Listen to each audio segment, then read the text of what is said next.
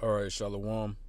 First and foremost, I'm going to get all praises, honor, and glory to Yahweh, Bahashem Yahushua, Bahashem Rakakadash, double honors to the apostles and elders at Great Millstone, and peace and blessings to the hopeful elect.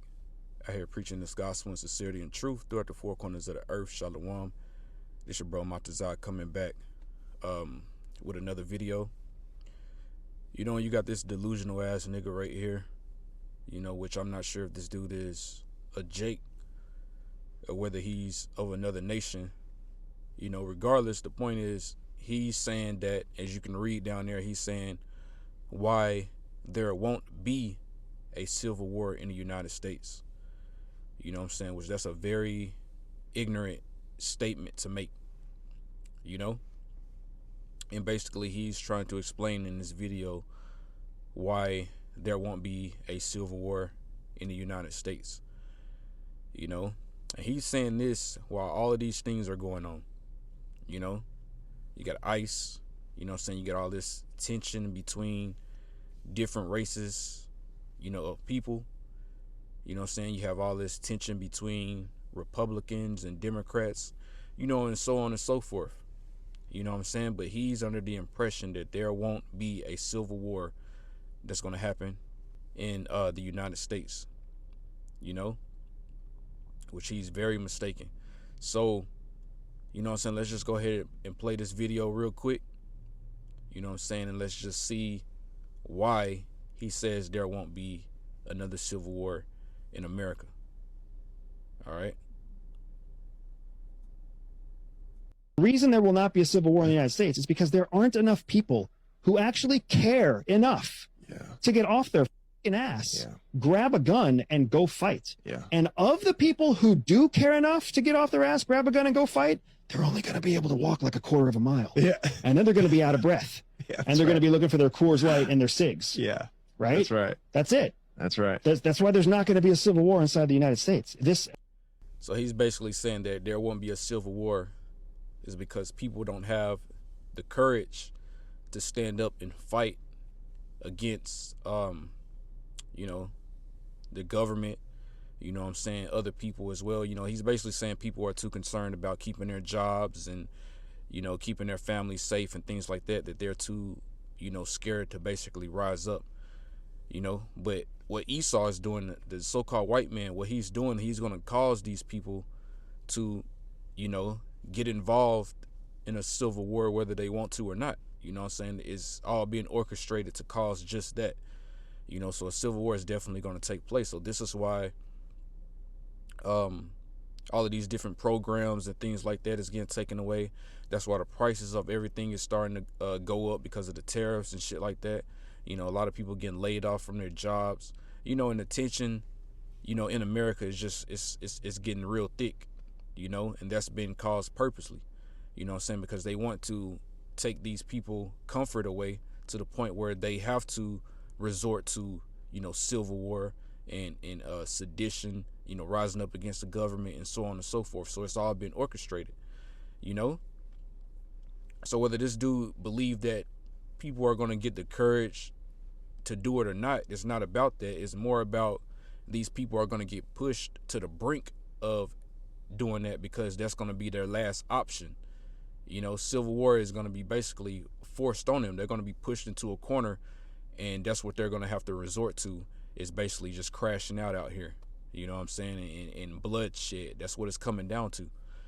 You see? If you left it up to these people, if the prices of everything was, still, somewhat cheap, which they are right now, what I'm saying? You can still go to a drive-thru and get food, fairly cheap. But, what I'm saying? If it came to the point where you just left these people, to their lives, they can keep their jobs and shit like that, then no, it wouldn't be a civil war because these people would still be in a state of comfort. You see what I'm saying? But now that these comforts are being taken away, they are being resorted, they're being pushed into a corner to the point that they have to resort to a civil war taking place. You know what I'm saying? It's basically like they last resort, and that's what's been orchestrated by Esau Edom, the elites, So let's play a little bit more of this. I've seen civil wars. They are hard work. I've seen them in Africa. I've seen them in Latin America. I've seen them rage on in the Middle East. What we have here, people can't even conceive what an actual civil war looks like. To get to the place where you have a civil war, so many cuts have happened. So many irreparable cuts. The only option left to you is to grab a gun and fight. Yeah. And when you grab a gun and fight, dude, like, you're not carrying around 600 rounds of ammunition with a whole logistical supply chain behind you like we see with the U.S. military. Yeah. Like, these are 35-year-old dudes who fill their pockets with ammunition. Rounds. And then they sit on the corner of, like, the 7-Eleven, the equivalent of a 7-Eleven in some foreign third world country. Yeah. And then they fire 2 or 3 shots every 6 or 7 hours, right? Trying to, like, hold the ground because they know that they're fighting against somebody who's only got 50 or 75 rounds. You know, he's basically just talking about the average American, because you got all these different militias, you know, these veterans and things like that form their own cliques, you know, to create these different militias and things like that. They're going to be out here too. You know what I'm saying? They ain't going to just be no average American with, you know, 2 or 3 clips of ammunition, you know, to basically protect themselves. You're going to have whole groups of men out here that's been collecting guns and ammunition, you know, and different weapons for years. They're going to have their own, you know, groups of militias and shit that's going to be out here, man. So a civil war is definitely going to happen, you know, especially, like I said, with all this tension between the right and the left, the Republicans and the Democrats. So they might hire, you know, some agent provocateurs, you know, that's supposed to be so-called Democrats to do something. That way they can come in on the right to make it look like they're opposing what the left just did. You know what I'm saying? For example, let's just say they set up some agent provocateurs that's supposed to be Democrats to, you know, blow up a school or something like that. And then they'll use the media and things like that and blame it on the left, and the right will come in to look like the heroes that are going to come against the Democrats that just blew up the school. You know what I'm saying? It's just to cause tension, you know, but they're both the ones setting it up. You know what I'm saying? They're making people choose a side. So this is causing great division, which that's what basically a civil war is. It's just great division. You know what I'm saying? So he's saying that, you know, your average American, they ain't got what it takes to be involved in a civil war. But man, it's not just going to be a civil war. It's going to be a war on all fronts, you know, coming from different angles. Like I said, you're going to have the race wars taking place. You're going to have civil war taking place. You know what I'm saying? You're going to have all these different things going on with, you know, the military. Even the military is divided, because you got some of them that support what Trump is doing, and then you got some of them that they want to uphold the Constitution and they don't want to go outside of that. You know what I'm saying? Because they don't want to go outside of the law of the land, which, like I said, is the Constitution. So you got people that's really about upholding that, and then you got the ones that are more loyal to Trump because he's basically saying that it's for the greater good of America, you know? So you got division on all sides. It's not just going to be civil war, but it's going to be a fight on all different fronts, you know? And then you're going to have people just out here just trying to survive, you know what I'm saying? Breaking and entering in people's shit, trying to, you know, take food and shit like that just to make it. You know what I'm saying? They won't actually be on either side, but they're just going to be out here for just, you know, just for survival, you know, to keep their families fed and shit like that. So basically the time that we're coming in, man, it's just going to be a lot of bloodshed. You know what I'm saying? It ain't going to be really just, you know, you will have civil war, but it ain't just going to be circumvented around civil war, because it's going to have a division on every aspect, you know? And it's just going to be one big ass shit show. It's going to be one big ass mess, you know? But civil war is definitely coming to America, man. This guy doesn't know what he's talking about. In their 2 pockets, and the real race is who's going to get water and who's going to get Twinkies next. Right. Because without water and fuel, without water and food, you have no way of fighting a war. Right, right. So I'm not at all worried about civil war in the United States. I'm worried about a bunch of And that's one of the reasons that people are going to have a civil war. That's one of the main reasons people are going to be killing each other out here, you know, and coming against the government, because they won't have the amount of food that they need. They won't have the amount of water and things that they need to, you know, to sustain themselves, man. You know what I'm saying? Because those are the major things that you need for life, is food and water. And this is what Esau is doing. He's slowly but surely taking those things away from the people, which is going to cause more stress, more tension, and more people to basically crash out and act out here, you know. So he's bringing that hammer down. He's tightening that rope around you Americans' necks, you know, which is going to cause you to resort to hurting people in order to survive and shit like that. That's what he's causing you to resort to, you know. Pissed off people, and I'm worried about an overstretch of law enforcement trying to take care of people who are demonstrating possibly within. All right, so let's go to another video real quick. How close are we to another civil war? I think we're closer than we'd like to think. And I used to be afraid to talk about it. Now I think it's important for us to talk about it. To talk about a civil war? Yeah, because I think we have to be aware of where we're at. I don't think it's going to be north and south with large marching armies. You know, if I live in Illinois, there's going to be Republicans and Democrats in Illinois. I do think it could get violent easily. I mean, that's scary. It is scary. If a sitting representative like Kinzinger thinks a second civil war is possible, it's something we need to take seriously. So I decided to gather Americans in one of our most sacred traditions of civic unity, the corporate focus group, bringing together conservatives and liberals in Purple, Arizona, who all think civil war is a real possibility. The civil war is tomorrow. What is the skill set you bring to the battlefield? Well, I'm good with a gun. Yeah? Yeah. Okay. James? I have survival skills. I was in the military. I know how to shoot a weapon, hand-to-hand combat if I have to. I can stick. You know, and a lot of these so-called white people, these Edomites, they are highly divided as well. You know what I'm saying? And a lot of them, you know, they're going to resort to the sword. You know, they're going to resort to their guns and shit like that. So it's going to be a lot of blood out here. It's going to be a lot of Edomite death. And of course, you Israelites, you Negroes, Hispanics, and Native Americans, y'all are going to get caught up and wrapped up in what's going on.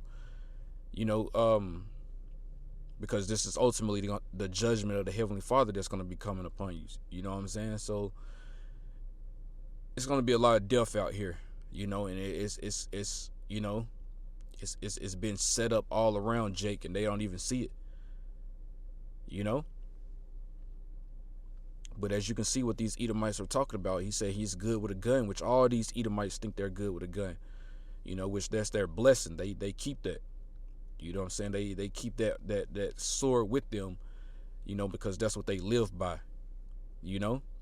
So you're going to have a lot of Edomites out here with all different types of guns, muskets and all different types of shit. You know what I'm saying? Knives, you know, a lot of them like to hunt. You know what I'm saying? So it's going to be Edomite against Edomite, Edomite against Jake, you know, Jake against Edomite, Jake against Jake. It's gonna be, like I said, one big ass shit show, man. It's gonna get real ugly. You know, then you're gonna have some robots that's gonna get mixed in there, man. So it's gonna get real nasty, you know. I was in the military. I know how to shoot a weapon, hand-to-hand combat if I have to. I can stick you with a knife and not, you know, cry about it. We're laughing about sticking people with a knife, but okay. Lansing, what skills? Leadership. Leadership? Yeah, I just feel there's going to need to be some leaders. Bo, what skills do you have? Critical thinking. Jesus. For all of the liberals here, we have a leader and a critical thinker. This is why the blue side is How? Yep, so let's grab a few scriptures real quick, and then I got a few more videos. But, you know, it's basically the same scriptures we go into concerning these civil wars that's going to take place over here on American soil, which, like I said, is going to get real bad. But this one is for the first dude that said that it won't be a civil war. This is 2 Thessalonians 2:11, and it says, and for this God, and for this cause God shall send them strong delusion, that they should believe a lie, that they all might be damned who believe not the truth, but had pleasure in unrighteousness. You know what I'm saying? That dude had a strong spirit of delusion on him, thinking that it's not going to be a civil war that's going to take place. You know, and that's basically him being afraid, really. That's like, you know, hopeful thinking. You know, hoping that basically it won't be a civil war that's going to take place. You know, by saying that it's not going to be one. But, you know, the scriptures say otherwise. The scriptures say that a civil war is definitely coming. It's going to be sedition among men, and so on and so forth. So that dude has a strong spirit of delusion on him, thinking that that's not coming to America. You know, because as you look around and see the news and everything that's going on with ICE and the people and shit like that, you can tell that there's tensions that's rising up between all of these different groups. and it's going to get to a point where they start to clash and fight against each other. You see? So his point was, you know, it ain't going to be a civil war because people are too caught up in their lives to get out and do something. But hey, Esau is pushing them to that point to that's going to be the only thing that they have left to resort to is a civil war, is bloodshed, you know? And that's where we're getting to. So let's grab this one. Like I said, the same scriptures that y'all are probably used to us bringing out. But this is second Esdras. Let me see something real quick. 1 second.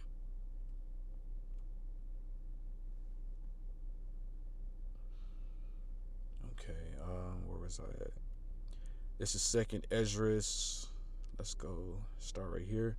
Second Esdras 15 and 14. It says, "Woe to the world and them that dwell therein, for the sword and their destruction draweth nigh." So this time is quickly approaching.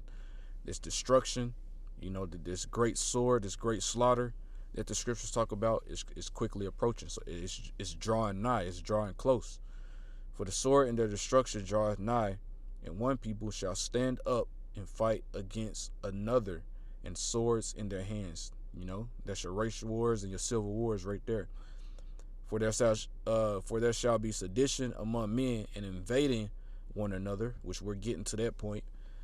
"They shall not regard their kings nor princes, and the course of their actions shall stand in their power." You see?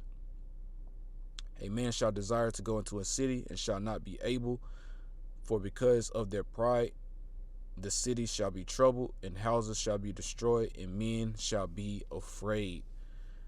You see what I'm saying? So these times are quickly coming upon us. We can see the beginning stages of civil war and racial wars right now, you know, because the tensions all around is getting thick.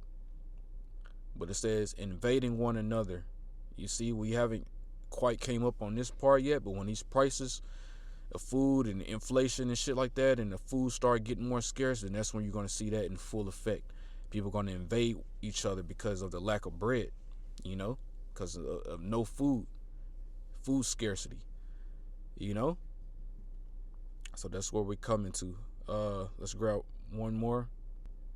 Let's go back to these videos. So America's second civil war just began, if you didn't hear. Greg Abbott, governor of Texas, and Trump both agreed to send hundreds of National Guardsmen from Texas into Illinois because Illinois isn't doing too great. And Trump and Abbott completely disregarded Illinois' governor, J.B. Pritzker, his wishes, saying, "I don't want this. I don't need it. I am a state. I can govern myself." That's how it's supposed to be. And the federal government's supposed to be a mediator when they can't.